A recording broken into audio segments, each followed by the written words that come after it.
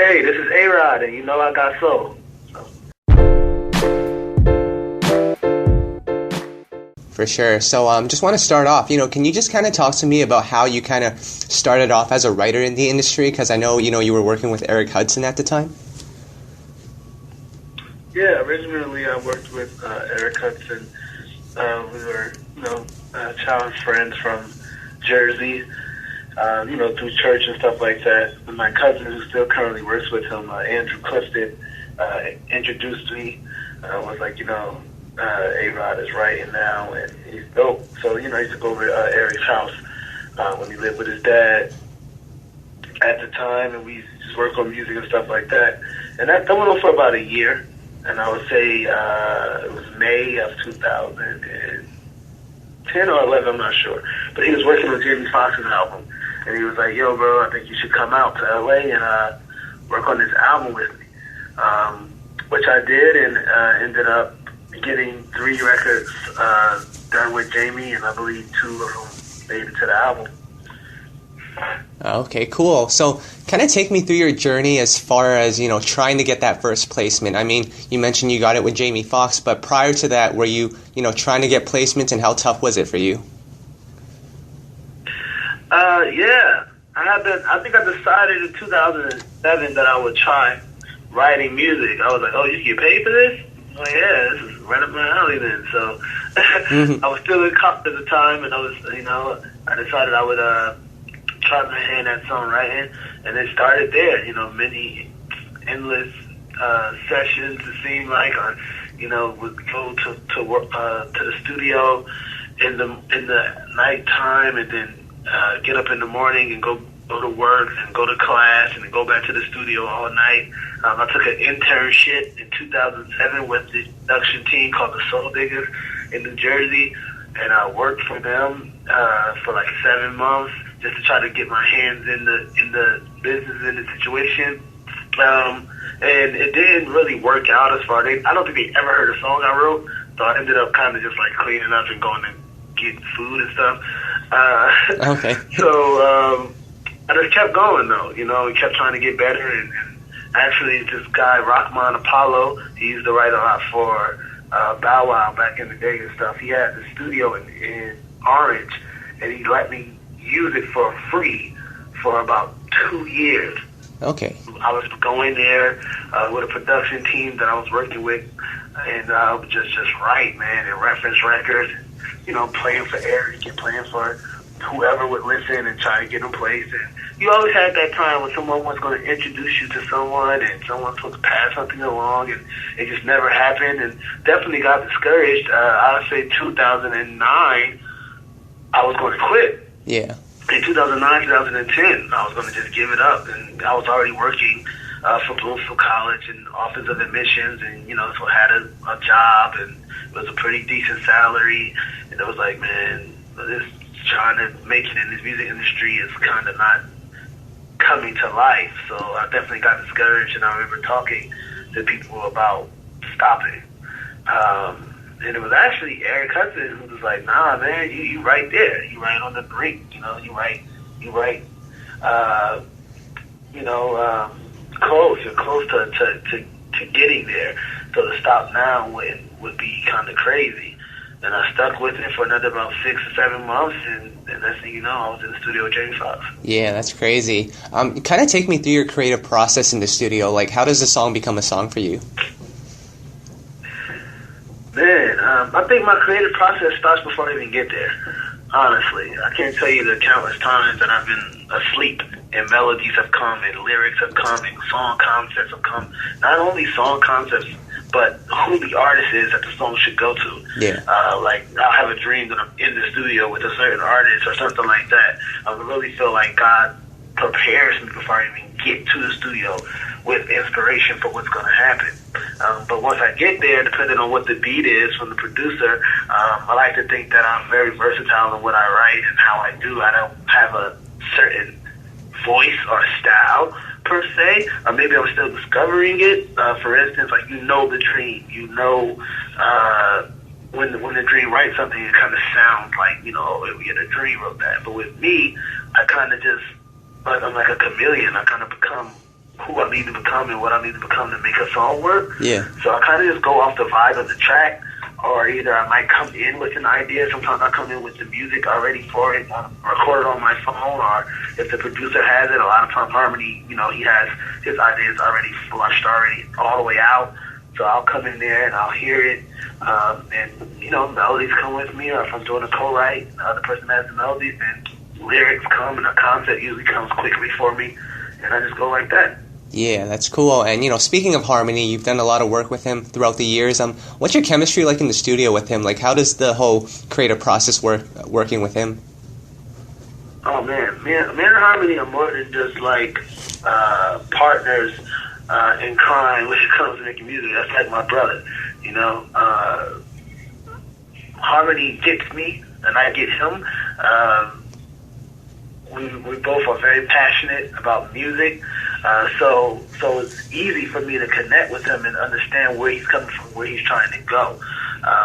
It's kind of like a science for us now at this point. It's really, it's definitely still inspired, I would say, by something bigger than us, and it's definitely still about having creative juices flowing, but it's kind of like a science. We kind of know what we need to do and how we need to do it, and we just lock in with each other and feed off each other's energy and ideas, and it's a mutual respect, I think, for the craft that the other person has, and the talent that the other person has. So it allows us to really come together and make some great things. Yeah. And, you were on a couple of projects last year. The first one is Ariana Grande. Can you talk about that project a little bit? And, what was your approach going into that project? Well, that's really started with The Way. Yeah. Started one day. Actually, I was home, and it was a Saturday, and I wasn't working. I had just worked with Jordin Sparks the whole week, and Jordin was in with 7, and they were working on the song, and it wasn't going fast enough. It was going. Sometimes it's just like maybe a little creative block, or something might be going on where it's just not gelling in the way that it wanted to gel. Harmony called me up like, bro, can you come to the studio? I came there. When I got there, they had some ideas and some concepts and the melodies and stuff, and I got there just put in my input and helped, and we created that song, and it was a great song. It was really catchy. The label, though, wanted to go in a different direction. So that song set for like 6 months. Ariana came and heard it, and she fell in love with it instantly and was like, I want to cut this song tomorrow. She tweeted out to her fans, like, I found my single finally, blah, blah, blah. She did. She loved it. She cut it, made it sound amazing. And then after that, I guess the label was like, this song's amazing. Let's see what else you guys can do. And we just went in and did like 5 or 6 other records with her.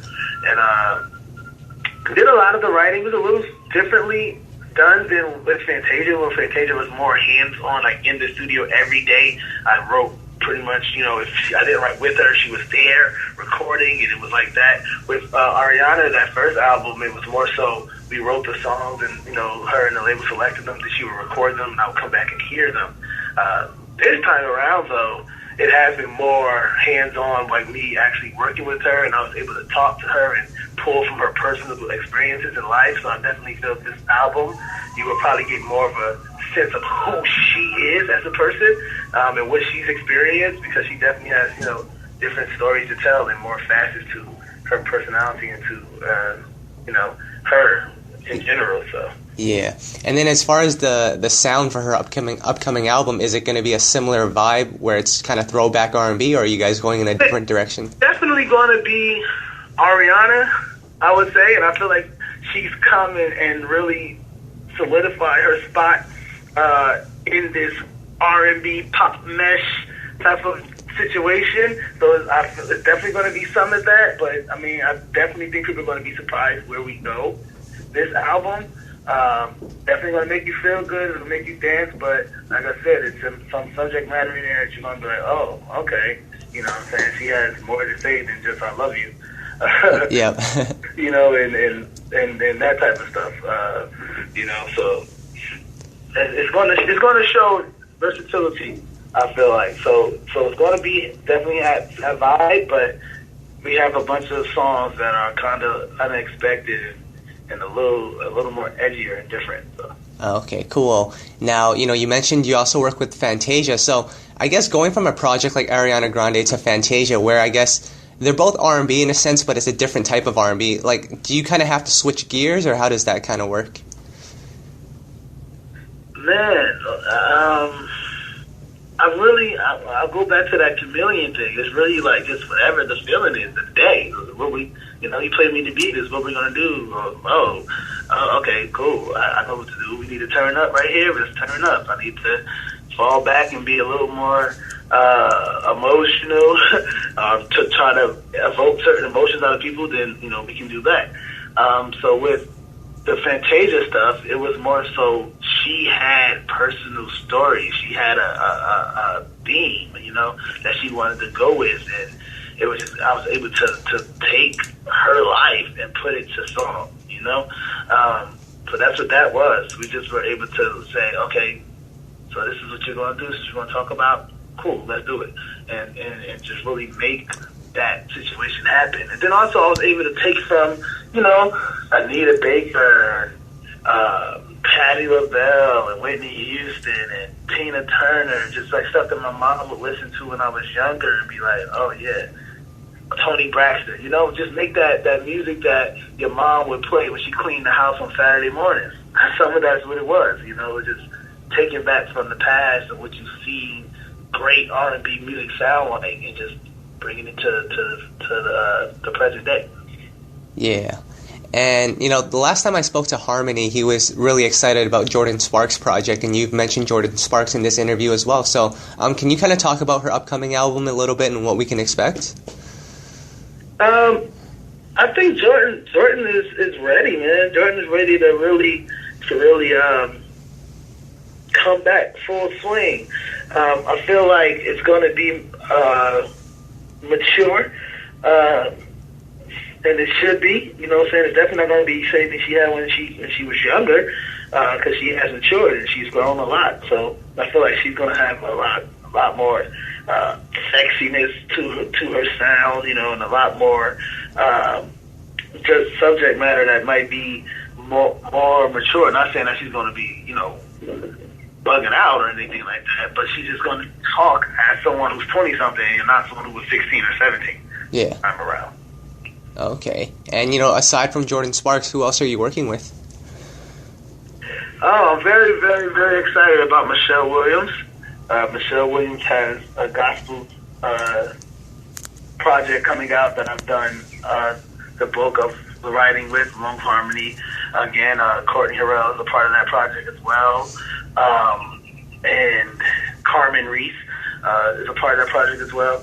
And I feel like it's gospel, but it's not traditional gospel that you would just expect, to only be able to play on Sunday morning. It's a CD that's going to be able to be played throughout the week. She has some amazing features, and a lot of the songs that we've done with her are just mind-blowing. To this day, I can play them and be surprised all over again. Like, wow, she sounds amazing. The songs sound great. So I'm really excited about her. And even in the gospel lane, I've been working with Shanice Johnson, I believe, and that is Tweet's daughter. She's signed to RCA Inspiration. Okay. Just worked with her this week, actually. And once again, just gospel that sounds like, man, I could play it on R&B charts all day long. Like, the things that we've been able to do and talk about is like for that young person that, is a Christian, but, it's like, man, sometimes it looks kind of corny. Right. They're not really, they're wearing the Jordans and they got their fresh swag going on, and it's like, yeah, I still love God, I still love Jesus, but, I'm not really trying to be in choir robes and playing tambourine. Yeah. So it's really for those type of people, maybe people who don't normally listen to gospel music. I feel like we'll be able to listen to her project and Michelle's project as well. And also Omarion, man. Omarion's coming back this summer, and he's gonna. I really feel shock the world with the album he's working on. He cut a record of mine, and hopefully it makes it and will be there. And if so, I think it'll be really, really big for him. So I'm excited about his project as well.